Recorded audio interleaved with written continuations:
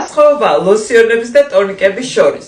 ლოსიონები ჩემოკარგებოს ყოველთვის უფრო არის ხომე მეტად გამწმენდი, უფრო კეროლიტიკური თვისებების მატარებელი, რას ნიშნავს ეს ნიშნავს იმას, რომ დაუშვათ როცა თქვენ გაქვთ ცხიმიანი კანი და მხოლოდ გელი დაბანა არ ყოფნის, ისინი შეიცავენ ყოველთვის რაღაც გარკვეულ წილად მჟავეებს, რომელიც უფრო კარგად გაწმინდავენ ჩვენს კანს.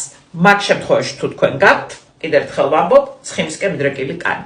რაც ეხება ტონიკებს, ტონიკები პირიქით არის გამიზნული იმისთვის, რომ დაბანის შემდეგ, იმის მიუხედავად შეიძლება ხისტი დაბანაც გქონდეთ, ხისტის საშუალებებით, დაბანის შემდეგ ჩვენი კანის მჟავიანობა მიიყვანო ნორმალურ მდგომარეობამდე, რისთვის?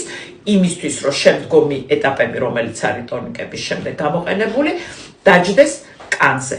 ამიტომაც ჩემოკარგებო, როცა ირჩევთ აი ამ ორ საშუალებას შორის, მიაქციეთ ყურადღება თქვენი კანის ტიპს და იმას, რა გინდა თქვენ მიაღწიოთ ამ საშუალებების გამოყენების შედეგად. აბა, როგორც ყოველთვის, წარმატებული არჩევანი თქვენზეა.